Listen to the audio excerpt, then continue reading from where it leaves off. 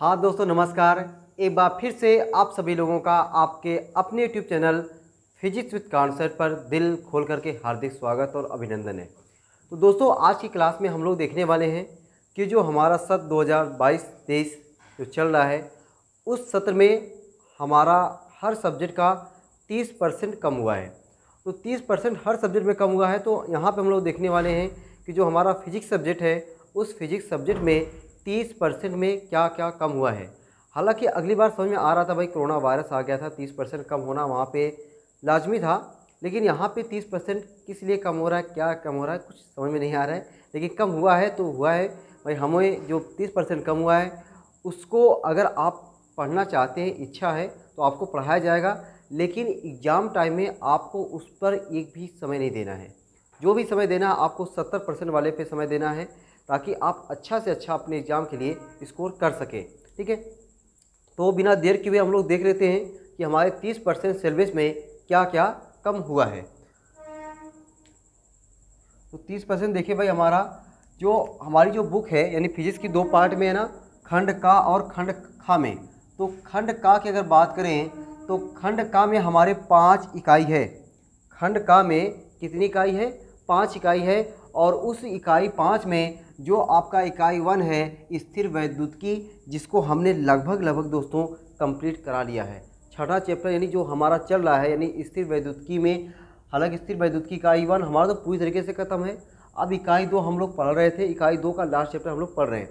तो इकाई 1 में आपका कौन सा कटा हुआ है? केवल एक टॉपिक कटा हुआ है इकाई 1 में, और उस टॉपिक का नाम है एक समान आवेशित पतले गोली कोष। हमने आपको बताया ना, गोली कोष में गोली चालक और गोली अचालक। तो गोली चालक और गोली अचालक के कारण जो हम लोग बाहर, पृष्ठ पर और भीतर वैद्युत क्षेत्र की तीव्रता को निकालते थे, वो टॉपिक आपके 30% वाले सिलेबस में कट गया है। तो अब की बार इस वाले को जो टॉपिक पढ़ा दिया गया है उसको आपको एग्ज़ाम के लिए तैयार नहीं करना है। ठीक है ना, ये सिर्फ इकाई 1 में सिर्फ यही एक टॉपिक कटा हुआ है। इकाई 2 की बात करें जिसका नाम है धारा विद्युत। इस धारा विद्युत इकाई 2 में आपका कार्बन प्रतिरोधों के लिए वर्ण कोड, जो हमने आपको कलर कोड बताया हुआ था, B Rai, grade by, very good wife, ये आपका कट गया है। ठीक ना, जो एकदम आसान बहुत ही प्यारा टॉपिक था वो कट गया है। उसके आगे प्रतिरोधकों का श्रेणी तथा समांतर क्रम संयोजन, जो प्रतिरोधों का श्रेणी क्रम संयोजन है, समांतर क्रम संयोजन है, वो भी आपका कट गया है, जो आप क्लास 10 में पढ़ के आए थे। तो दोस्तों आप देख रहे हो वही चीज़ कटा हुआ है जो एकदम आसान था। आसान चीज़ें आपके 30% में कटी हुई हैं। उसके बाद देखिए जो इकाई 3 है, इकाई 3 का नाम क्या है? विद्युत धारा का चुंबकीय प्रभाव तथा चुंबकत्व, ये इकाई 3 का नाम है। और इकाई 3 में आपका क्या क्या कटा हुआ है? चुंबकीय द्विध्रुव। चुंबकीय द्विध्रुव हम लोग को पढ़ना था, वो चुंबकीय द्विध्रुव अब नहीं पढ़ना है के कारण इसके अच्छे अक्ष के मतलब अच्छी स्थिति में तथा अक्ष के अभिलंबवत मतलब निरक्षीय स्थिति में जो चुंबकीय क्षेत्र की तीव्रता निकाला जाता था, वह चुंबकीय क्षेत्र की तीव्रता निकालने का जो फार्मूला है अब हमको नहीं पढ़ना है। साथ ही साथ एक समान चुंबकीय क्षेत्र में कोई चुंबकीय द्विध्रुव है, उस द्विध्रुव पर लगने वाला बल युग्म आघूर्ण, जिस तरीके से एक समान वैद्युत क्षेत्र में कोई वैद्युत द्विध्रुव रखा जाता है उस पर लगने वाला बल युग्म आघूर्ण हमको निकालते थे, वो हमको पढ़ना है। उसी प्रकार एकदम था चुंबकीय द्विध्रुव आघूर्ण, मतलब चुंबकीय क्षेत्र में कोई चुंबकीय द्विध्रुव रखा गया है, उस पर कितना चुंबकीय बल आघूर्ण लग रहा है, वो हमको अब नहीं पढ़ना, जो कि आसान टॉपिक था।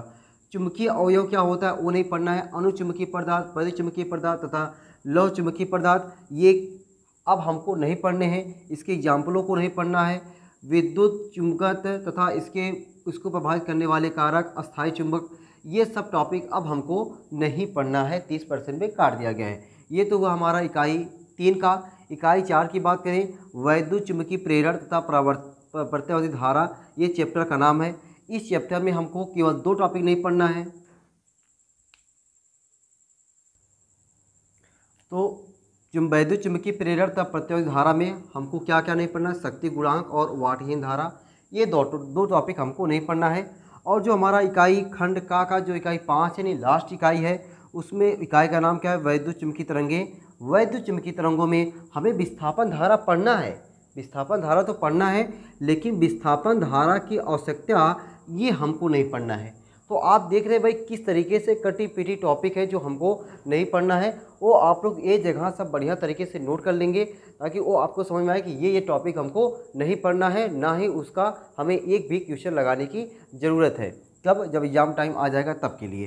प्रकाशिकी यानी खंड खा में भाई हमारा जो इकाई 1 है, इकाई 1 का नाम है प्रकाशिकी। प्रकाशिकी में देखो हमको क्या नहीं पढ़ना भाई, वही चीज़ जो हम लोग पहले पढ़ चुके हैं वही चीज़ काट दिया गया है।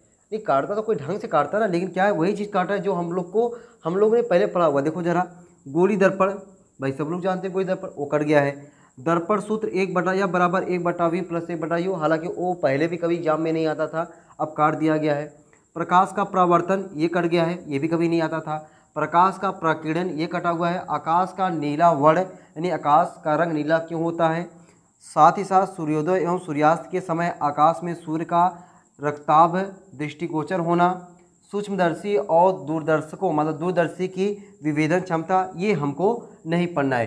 तो ये खंड खा में अभी हमने आपका इकाई 1 लिखा हुआ है, जगह कम होने की वजह से एक बार फिर मैं लिख रहा हूँ इसके और जो इकाई बचे हुए हैं, और उस इकाई में हमको क्या क्या नहीं पढ़ना है।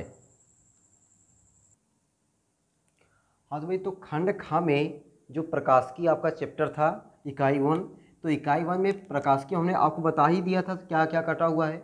उसके साथ ही आपका ये भी कटा हुआ है ध्रुवण। तो ध्रुवण में ये सब चीज़ ध्रुवण में ही आता है, मतलब आपका एक चैप्टर है ध्रुवण नाम का, वो ध्रुवण नाम का चैप्टर ही पूरी तरीके से खल्लास कर दिया गया है। ठीक ना, ये आपके लिए अच्छी बात है। ध्रुवण आपको एकदम ही नहीं पढ़ना है। ध्रुवण, ध्रुवित प्रकाश, ब्रूस्टर का नियम, ये ध्रुवण में ही आता है।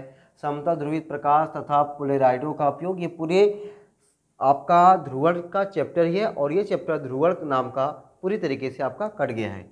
उसके बाद इकाई 2 आता है, उसका नाम है द्रव्य तथा विकरणों की द्वैत प्रकृति। अब इस इकाई में आपका डेविसन तथा जर्मर प्रयोग जो कभी जल्दी आता ही नहीं है वो आपका कट गया है। लेकिन कटा क्या, इसमें प्रायोगिक विवरण यानी प्रयोग किस किस तरीके से हुआ है उस पर आपको चर्चा नहीं किया जाएगा, बस उस प्रयोग से क्या निष्कर्ष निकला हुआ है उस पर चर्चा किया जाए, वो है टॉपिक में।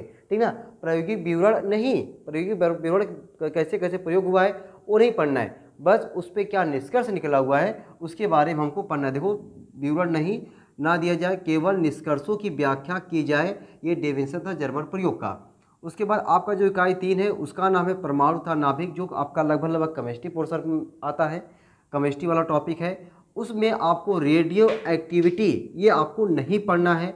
अल्फा, बीटा तथा गामा कीड़े या कण क्या होते हैं, इनके गुण क्या होते हैं, ये आपको नहीं पढ़ना है। रेडियो एक्टिव 6 नियम, बंधन ऊर्जा, प्रतिन्यूक्लियन तथा द्रव्यमान संख्या के साथ इसमें क्या परिवर्तन होता है, ये भी आपको नहीं पढ़ना है। ठीक है, अच्छा उसके बाद लास्ट एकदम जो आता है इकाई 4 जिसका नाम है इलेक्ट्रॉनिक युक्तियाँ। इलेक्ट्रॉनिक युक्तियाँ में आपको जेनर डायोड नहीं पढ़ना है, जो कि एग्जाम में आया करता था। वोल्टता नियंत्रक के रूप में जेनर डायोड, मतलब जेनर डायोड ही आपको केवल नहीं पढ़ना है इकाई 4 में। तो इस तरीके से आपके 30% सिलेबस में क्या क्या कम हुआ है दोस्तों, हमने उसकी चर्चा की हुई है।